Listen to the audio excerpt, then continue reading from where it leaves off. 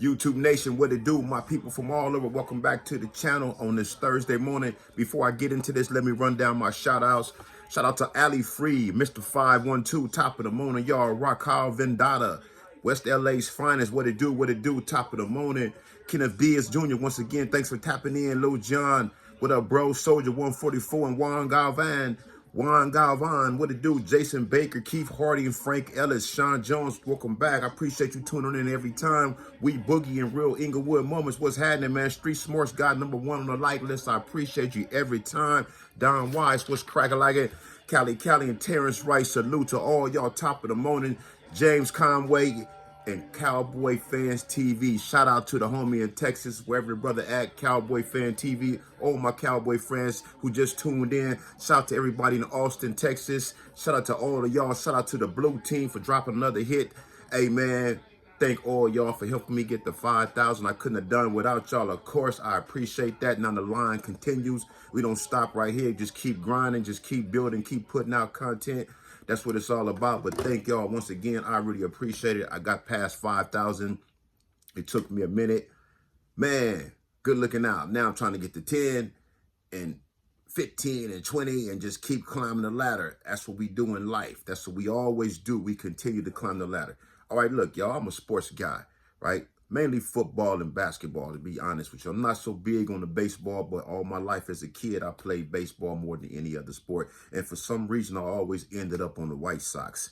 Inglewood Little League, Rogers Park, White Sox. Lennox Little League, White Sox. Always on the White Sox. So, you know, but I'll go with the Dodgers. I'm from LA, so I rule with the Dodgers. I run with the Dodgers.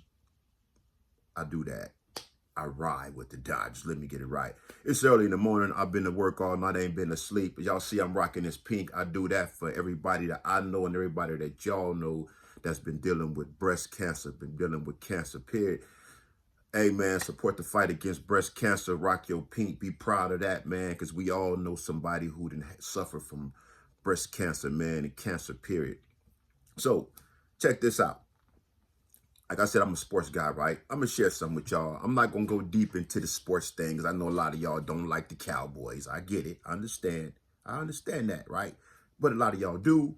And a lot of y'all don't watch football, but a lot of y'all do. But just check this out. This analysis right here. This is my own little proverb in the sort right here, right? So right now, being that the Cowboys won this game last week, like I said, I'm not going to be all excited and crazy celebrating it. Just like I'm not going to be all excited and celebrating that I got the 5,000. That's just one accomplishment. Let's continue to grind, right? So, what they did, you know, they done that. However, people continue to doubt, right? Everybody continued to doubt Dak Prescott. Now, check out this.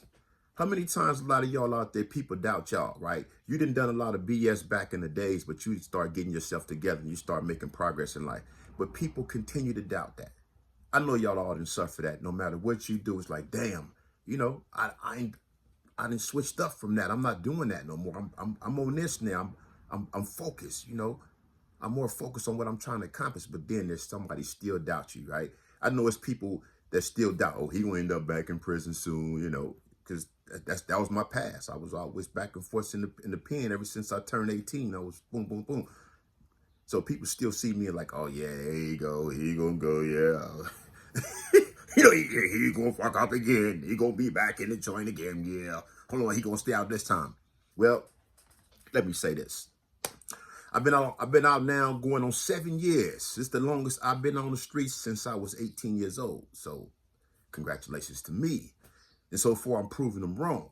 So now let's look at the football side of things. Everybody continue to doubt Dak Prescott, doubt the Dallas Cowboys because of their past. Man, everybody grows up at some point in time. Y'all get it? To see the whole thing? Yeah. Everybody grows up at some point in time. Everybody learns to make progress at some point in time. At least we supposed to. Everybody don't. Let me take that back because I know a lot of cats that's still stuck on stupid, right? Y'all do too. But y'all know what I'm getting at. Y'all know my point. We supposed to grow. We supposed to excel at some point in time in life. But people still won't judge us. People still gonna doubt us based on what we did in the past. That's what they doing to Dak and the Cowboys right now.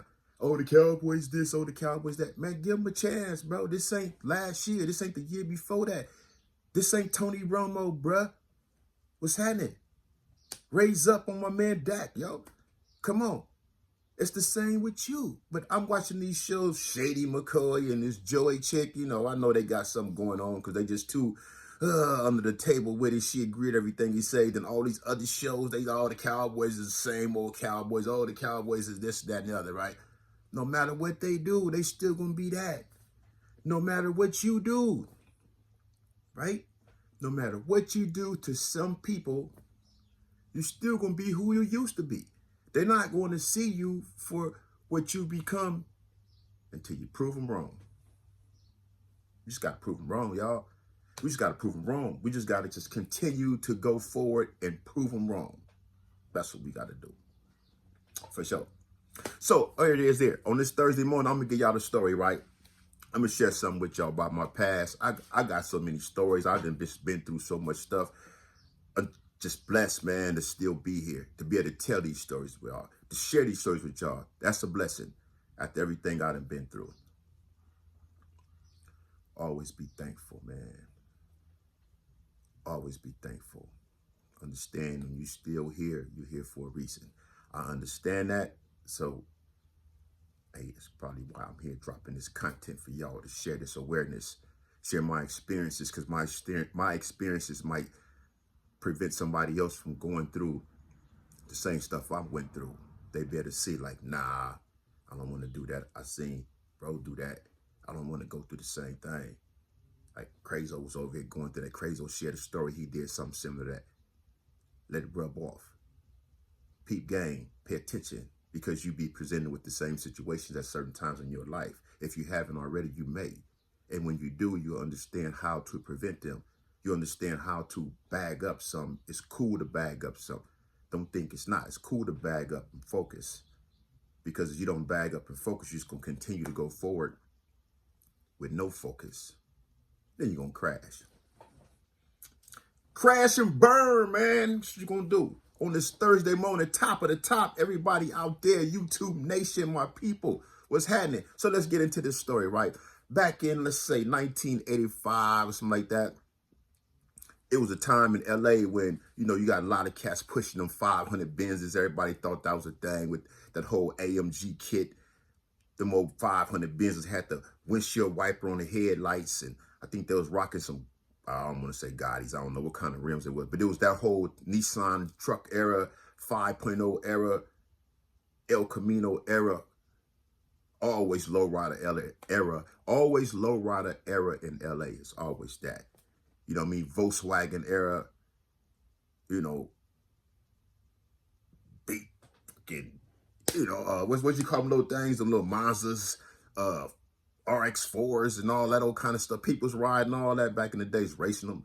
Used to be racing over there on Jefferson Hauser back in the street races over there. This is that whole era. World on Wheels, Uncle Jim. This is that whole era. But check this out.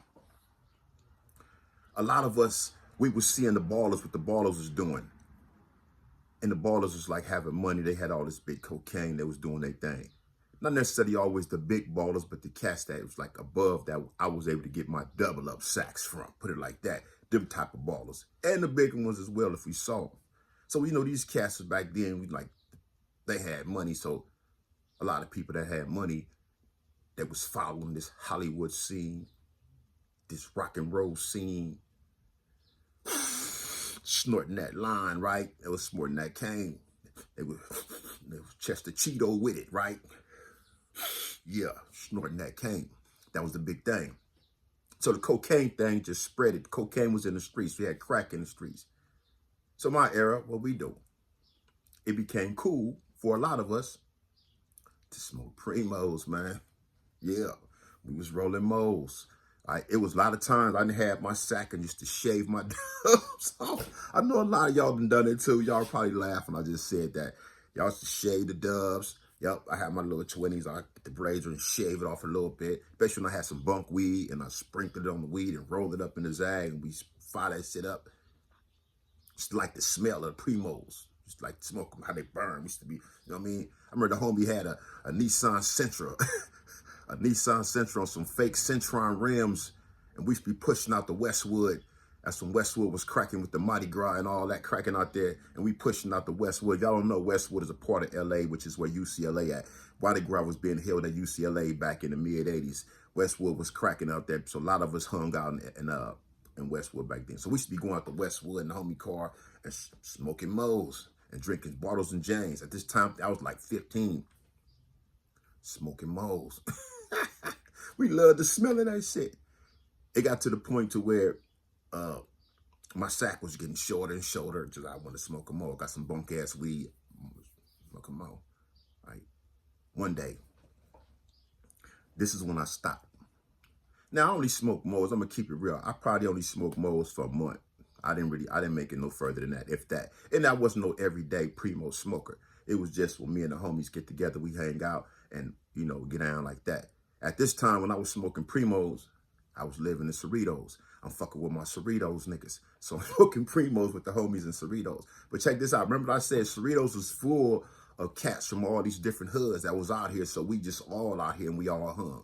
And it just wasn't always just the Crips. I got a lot of solid partners out of CERRITOS that don't bang, that's just solid. That's why when I speak on people who don't gang bang, I try to tell y'all, you don't have to be a gang member to be down. I know a whole bunch of cats that never bang, but that just roll with me. Just still to this day, just ride with me. Never bang, but they're my niggas. And they gonna get cracking with me. Never bang a day in their life. Might say cuz, might not say cuz. But just been around Crip niggas and just down like that. Solid individuals, non-affiliate. That's why I respect and always give shout outs and props to the homies that don't bang. Straight up. Y'all stay solid. Y'all didn't follow. Y'all stay solid, bro. And just stay your own man. Much respect to y'all for that, because most people gonna follow. Most people these days gonna follow. They're too scared to be like, nah, I don't want to bang, nigga. I want to be myself, but y'all niggas, the homies, though, I still ride with you niggas, but I'm not under that. You gotta respect somebody when they come at you like that. If they do come at you like that, they just live like that. So anyway, I'm out here in CERRITOS back in the days. I'm hanging with my niggas who don't bang. But this particular day, I was with the homies from 60s. I was the homie Lil Sly, Baby Tita Rock. I want to say Lil Deathlock. No, it was just Baby Tita Rock, rest in peace, and the homie Lil Sly.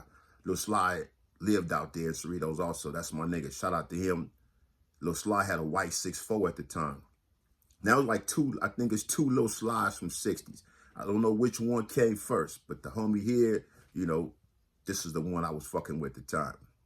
Still do to this day. That's still my nigga. Shout out to the homie. Much love, bro.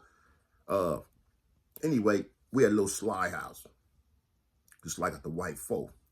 It's just a regular 4. Ain't nothing done to it. Actually, I think nigga was starting that motherfucker probably with one of them little master keys, universal key that everybody get. Might even been a screwdriver. I don't know. But we had wild sounds, all kind of weird shit in it. But it was just, you know, it was a white 4. It was a clean paint on it, but it was a white 4. So one day, me, Lil Sly, and Baby Tita Rock up in his garage. Got the 4 in the garage. And we inside the 4 smoking. We hotboxing up in this joint and drinking some Magnum. The time like 15. Yeah, about 15, 16, somewhere around there. So we out here drinking. We had a Magnum 40, like 2 Magnum 40s. And we had some bunk ass weed. And we had some crack. We had some crack, nigga. We rolled primos. I never smoked cigarettes, so I never did like a lot of the females did, what they call it, the cools and all that old shit, whatever they was doing, putting crack cocaine or just crack, however, putting it in the cigarette, the Newport, and smoking it. I never smoked cigarettes, but I seen people do that. Mostly a lot of women I know did that. But we put the crack with the weed, roll that shit up in the Zag. That's your primo. That's what we call them out here in LA. That's your primo. Back in the days, we was on that. So we in the car, we got 2 40 ounces of some cheap ass Magnum and a joint with this nice sized joint, some crack in it. A joint with some crack in it. That's what we had, yo. So we in there getting high and shit, hot boxing the windows up. Now at the same time, the homie Lil Sly mother was a nurse. She inside the house entertaining some of her friends. So we out here, the garage is connected to the house like so. So we in the garage, in the car with the windows up, hotboxing, just in there chilling, us three. Lil Sly, Baby T the Rock, and myself. Man, I just got to the point, I don't know, I just got like real, my throat just started feeling like real numb and shit. I was like, I don't know, I got real paranoid. I was doing shit like this, right? I was like, I'm like, cuz I can't breathe, cuz let the window down. So these niggas laughing. It's funny because we high. So, you know, you high, you young niggas, you doing stupid shit. And they're like, ha ha, get this nigga, that whole type of shit. I'm like, no, cuz for real. Nigga, I can't breathe, right? And they think I'm playing until I just start reaching over, trying to get out the window. Cuz let me out, this motherfucker, let me out. And they're like, oh, look at this nigga, cuz look at this nigga, right? Little nigga shit, nah, we did.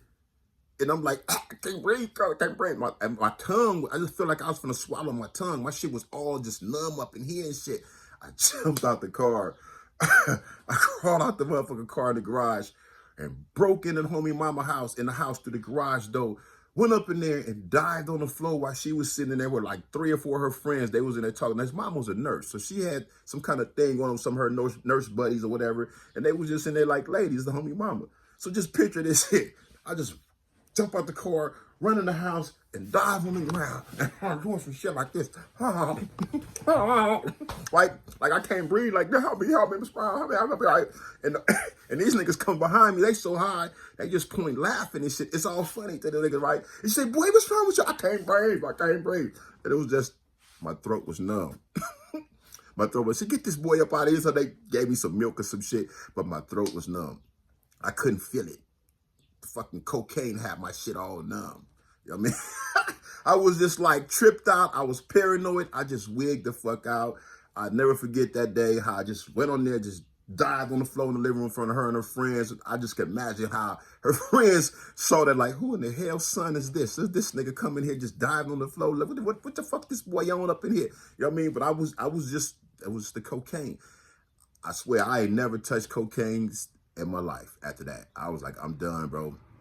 I was like, I can't do it. And I know a lot of people who, back in the days, who smoked Primos with us. Quite a few of them niggas went on to smoking the straight pipe, too.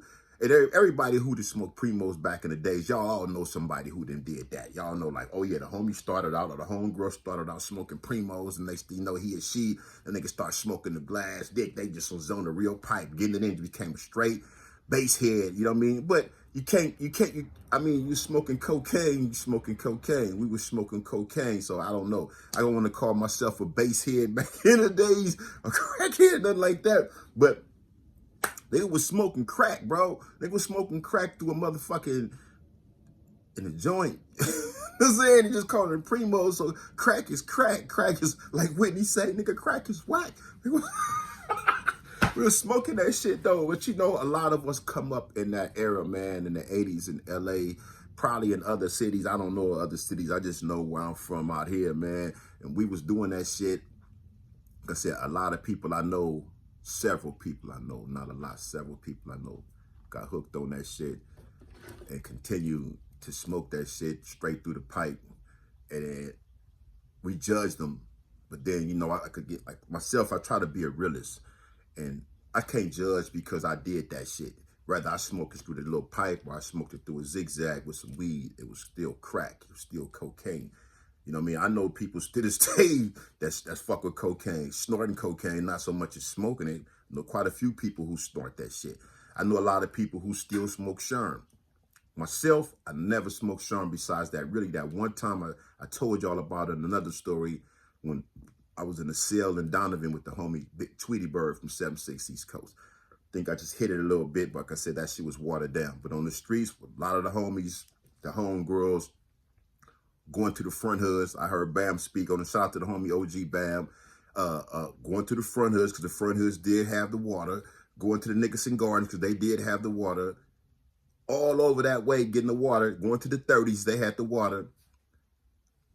They did that shit. A lot of them still do that shit. I'm cool on that. But I did smoke Primos. I did smoke crack. So I can't never say I never smoked crack. I'll never say that because it's just how I smoked it. I smoked it with some weed as opposed to those who smoked it through that pipe. Only thing greater about me than them is I never let myself go and become somebody out there in the streets that's just doing scandalous shit for that shit.